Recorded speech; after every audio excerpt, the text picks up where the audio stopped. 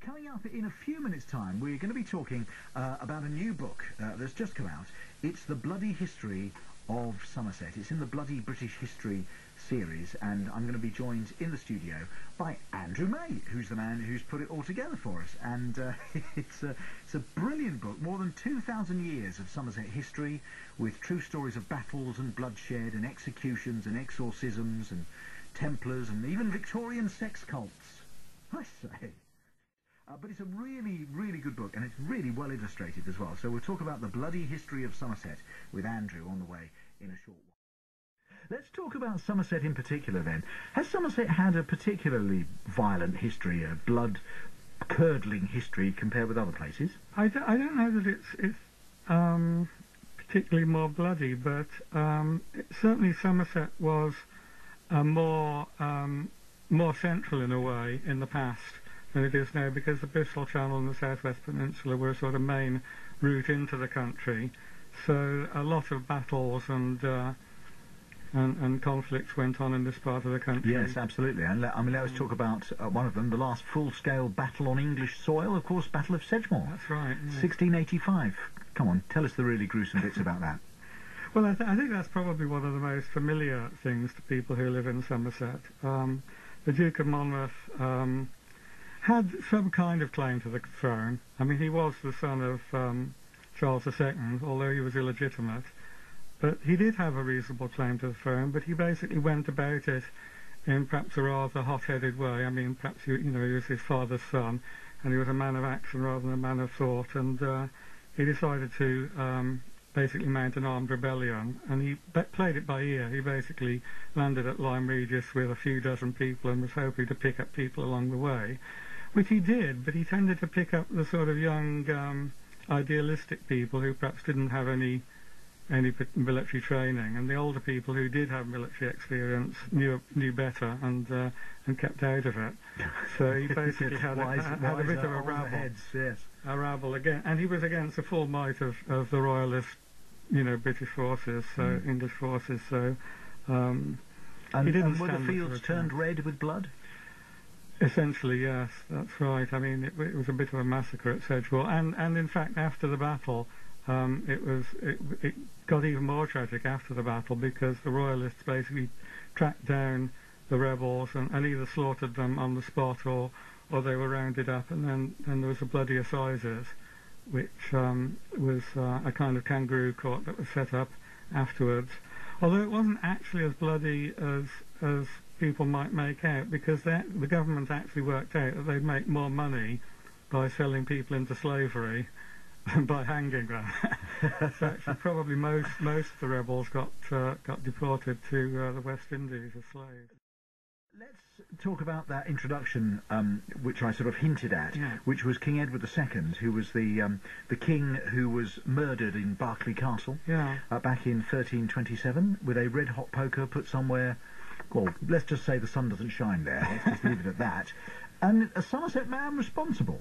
That's right. I mean, I didn't know this. I know the story of Edward II really well, but this is something that I really enjoyed about this book, that rather than just looking at Somerset and saying what happened there, I looked at the really bloody events of British history and looked for a Somerset connection, and it was surprising how often I found one. As you say, Edward II, the famous story, but it just happens that the person who's normally anonymous when people tell the story, who was wielding the red-hot poker, did happen to be a Somerset man, and he wasn't just a hired crook either. He was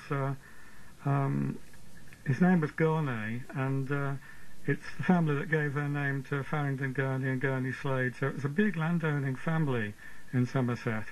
So he was a knight who basically just he was on the other side. He had grievances against the king and was pretty happy to to comply. He was just doing somebody else's bidding. That's right. Yes, just following orders, sir. Yeah. That's all. There's a lot of Somerset people, as you say, who've been involved in the history of the nation. When Archbishop Thomas Becket was brutally murdered in 1170, guess what? Yes. It was a Somerset man who struck the fatal blow. Tell us about that. Well, again, people know the story that the king was overheard by 4 knights saying, "Who will rid me of this turbulent priest?" So people know it was 4 knights that did the deed, but actually 2 of the knights were Somerset men, and the ringleader was a Somerset man who landed the first blow, but the actual fatal blow, which sliced off the top of the Archbishop's head, that came from a Somerset man as well. Kids are going to love this book, aren't they? I think adults too, hopefully. Well, hopefully, indeed, absolutely. When Parliament voted to execute Charles I in 1649, the vote was rigged by... Yes, you guessed it, a Somerset man. Who was he then? Well, again, when people think about the execution of Charles I, they tend to think about Oliver Cromwell, who became Lord Protector afterwards. But really, he's the one, because I've seen the plaques, he's the one who slept everywhere. Well, they put plaques where he slept, yeah. But, no, I mean, none of that would have happened if it hadn't been for a man named Thomas Pride of Glastonbury, who was another member of Parliament, and like Cromwell, was all for getting rid of the king. But the thing is that actually most of Parliament at that time were very conservative, and most of them, had they had a vote, would have voted against killing the king. So it's called Pride's Purge, and basically he just had this brilliant wheeze that he arrested the sort of 3/4 or whatever it was of the members of Parliament who would have voted against executing the king, had them locked up, and then what was left of the Parliament, which is called the Rump Parliament, then surprisingly voted to decapitate the king. What a shock. What a shock. And people complain about politics now. This is what I don't understand. Now, you go way back to the Romans and you come more or less up to date, really, in more or less 2,000 years of history. What's been the most violent, the most bloodthirsty period of Somerset's history, do you think? I'd say actually it was probably the period after the Romans left. I think there's a fashion amongst historians to deny that the Dark Ages were that barbaric and anarchistic, but I mean, I think the fact is they were. The Anglo-Saxons and the Vikings did like massacring people, and the Vikings were well known for it, weren't they? Yeah, I mean, that was their weekend sport, wasn't it? It was entertainment for them, wasn't it? And I think it was also really up into the Norman times as well, it was very much a case of every man for himself, that all the barons and the rich landowners were really just out for themselves.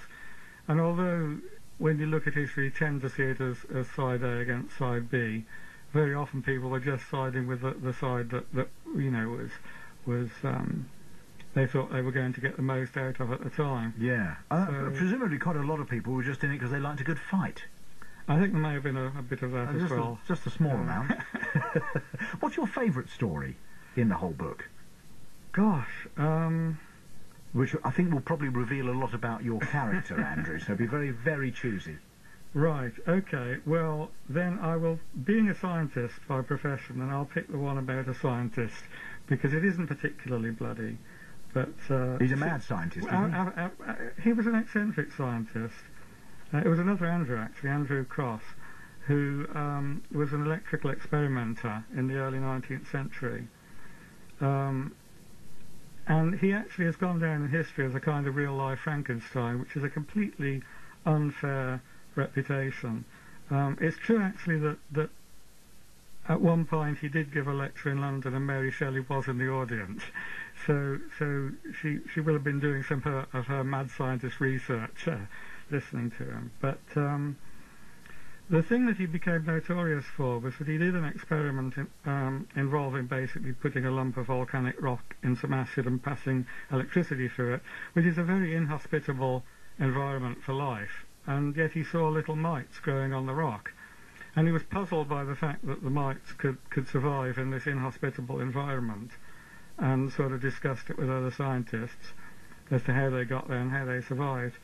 But basically the press got hold of this, and of course in their hands it turned into Andrew Crosse claims that he's created life out of electricity. So, well, there we are. Yeah. Yes.